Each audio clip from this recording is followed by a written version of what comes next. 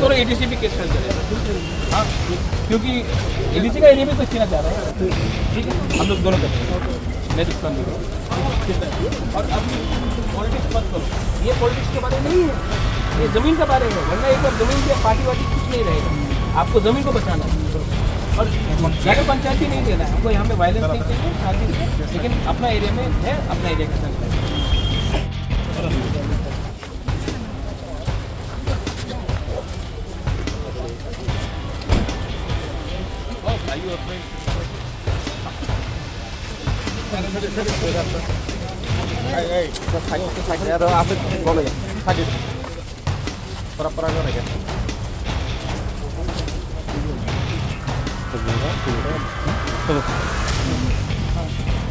ये जो नोटिफिकेशन है इसको हम लोग कोर्ट में चैलेंज करेंगे।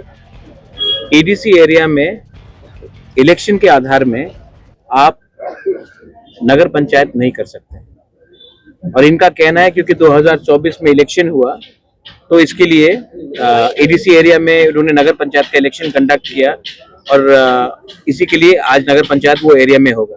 तो ये वही जस्टिफिकेशन हुआ कि कल अगर नंदनगर में हमने एडीसी का इलेक्शन किया और किसी ने वोट किया तो वो एडीसी एरिया नहीं बनता है। वैसे ही एडीसी एरिया में आप लोग इलीगली नगर पंचायत इलेक्शन करके आप उसको एडीसी एरिया कन्वर्ट नहीं कर सकते।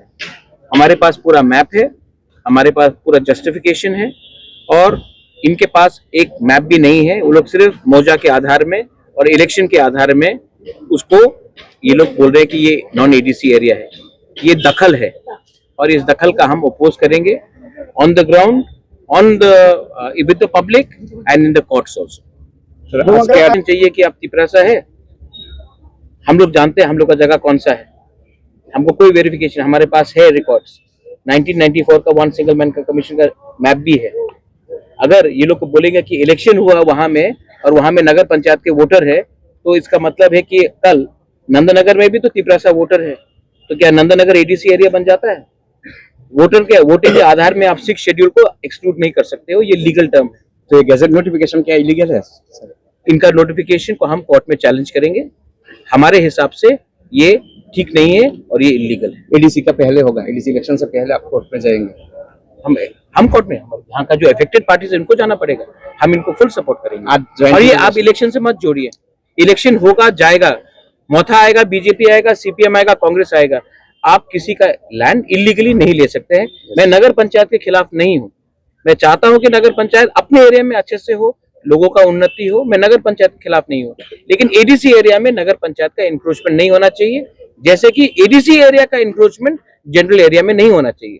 जो बाउंड्री है वो बाउंड्री का कायम करके आप अपना काम कीजिए, मुझे कोई आपत्ति नहीं है। लेकिन हम इलीगल इंक्रोचमेंट एडीसी में नहीं होने देंगे, और हमें नहीं लगता है कि कहीं में इलीगल इंक्रोचमेंट होना चाहिए। आज जॉइंट मैप से लोग जाके देखेंगे, लेकिन हम समझ चुके हैं कि इसका विकल्प सिर्फ कोर्ट में है, और हमको सबको, पब्लिक को भी एक सिद्धांत लेना चाहिए, पॉलिटिकल आधार में आप किसी को बुली नहीं कर सकते। एडीसी जो दरकार है हम लोग करेंगे, सब चीज मीडिया को बोलना नहीं होता है, लेकिन एडीसी का हम एडीसी इलीगली कोई नगर पंचायत लैंड को नहीं लेगा, और नगर पंचायत को भी एडीसी का लैंड इलीगली लेने का कोई अधिकार नहीं।